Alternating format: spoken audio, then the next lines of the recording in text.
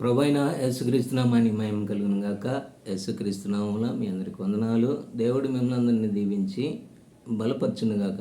పరిశుద్ధ గ్రంథం బైబిల్ దేవుని యొక్క వాక్య భాగాన్ని చదువుకుందాము. సామెతల గ్రంథము 18వ అధ్యాయము 21వ వచనము. సామెతలు 18:21 వచనములు ఏం రాయబడ్డదంటే, నేను చదువుతూ ఉన్నాను, గమనించండి.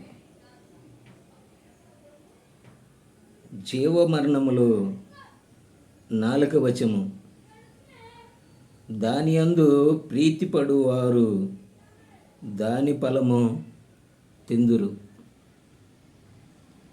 ప్రభువైన యేసుక్రీస్తు నామానికి మహిమ కలుగును గాక. చూసినారా దేవుడు బిడ్డలారా, మనిషి యొక్క అవయవంలో ఉంచబడిన ఒక అవయవాన్ని గురించి పరిశుద్ధ గ్రంథం బైబిల్ అనే వాక్య భాగము రాయబడి ఉన్నది. అదే అవయవము అంటే నాలుక. మానవుడికి ఉండే నాలుక. ఈ నాలుక ద్వారా జీవము కలుగుతూ ఉన్నది, మరణము కూడా కలుగుతూ ఉన్నదని వాక్యం రాయబడుతూ ఉన్నది. అంటే జీవ మరణములు నాలుక వచనములో ఉన్నదంట. చూసినారా, నాలుక మన అవయవంలో ఉంచబడిన ఒక చిన్నదై ఉన్నది.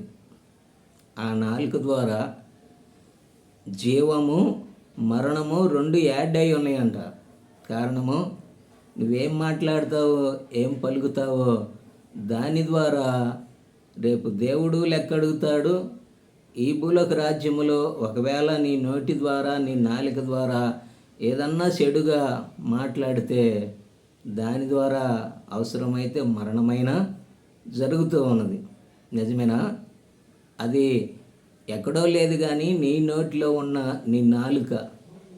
భక్తుడైన సొలొమోను గారు బహు చక్కగా ఈ నాలుకను గురించి చాలా చక్కగా రాసినాడు.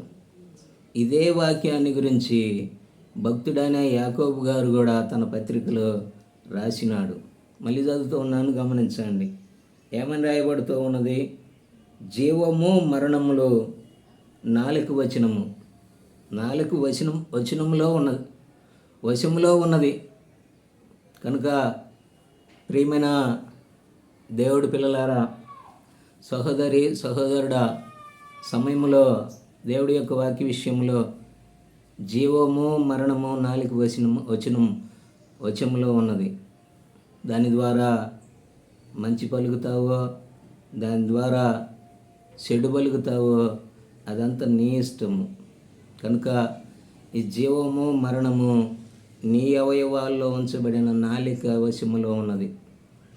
నిజంగా జీవము కావాలి అంటే దయగలిగిన మాటలు మాట్లాడు, దయతో ప్రవర్తించు, మంచివాడిగా మాట్లాడటం నేర్చుకో. ఇదే నాలిక ద్వారా దేవుని స్తుతిస్తున్నావు, ఇదే నాలిక ద్వారా మనుషులను కూడా తిడుతున్నావు.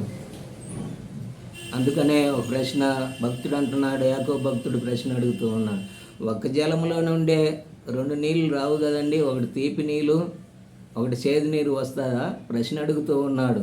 మరి నువ్వు దేవుడినేమో స్తుతిస్తుంటివి, మరి తర్వాత పోకిరి మాటలు, పోసుకోలు మాటలు, తిట్లు, దీవెనలు ఇవన్నీ కూడా ఏమండి ఒక నోట్లో నుంచే వస్తాయా? ఒక నాలుగే మాట్లాడద్దా? అందుకనే మాట్లాడుతున్న చాలా గొప్ప మాటలు ఈ నాలుక విషయమై జీవ మరణము దీనితోనే ఉన్నది. కనుక ఈ నాలుకతో ప్రభువైన యేసుక్రీస్తు వారిని స్తుతించు. దేవుడు నీకు ఇచ్చిన నాలుక. ఒకప్పుడు తెలుసో తెలియక మాట్లాడినావనుకో, ఇప్పుడు సరిదిద్దుకో, చక్కపడు. ఈ నాలుక ద్వారా ప్రభువైన యేసుక్రీస్తు వారిని స్తుతించు. అందుకనే ఈ నాలుక నీకు ఇచ్చినది. ఈ నాలుక ద్వారా ఎటు పడితే అటు మాట్లాడటానికి కాదు దేవుడి బిడ్డలారా. చాలామంది అంటారు, అరే వాడికి నోరు కుదరదు. ఎందుకు కుదరదండి?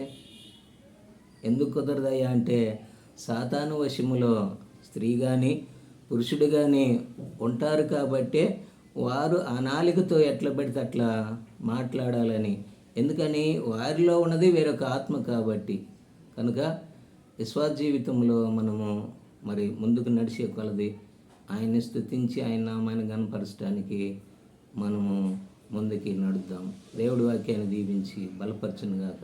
ప్రార్థన చేసుకుందాం. మహాపరిశుడు మా తండ్రి, సర్వశక్తిమంతుడా యేసుక్రీస్తు ప్రభువా, ఉన్నత పరిశుద్ధ నామాన్ని మీరు స్తోత్రమయ్యా. వాక్యం ద్వారా మాట్లాడిన దేవుడు కాబట్టి చూసే బిడ్డలు, వినే బిడ్డల్ని, వారి కుటుంబాలను ఆశీర్వదించి 30 60 100 దీవించమని యేసు ప్రభు నామంలో ప్రార్థించి అడిగి వేడుకొనుచున్నాం. ఆమేన్. దేవుడి బిడ్డలారా, ఈ వీడియోని కూడా లైక్ చేయండి, షేర్ చేయండి. ఈ పరిచర్య కొరకై మీరు కూడా ప్రార్థన చేయండి. ఆమేన్.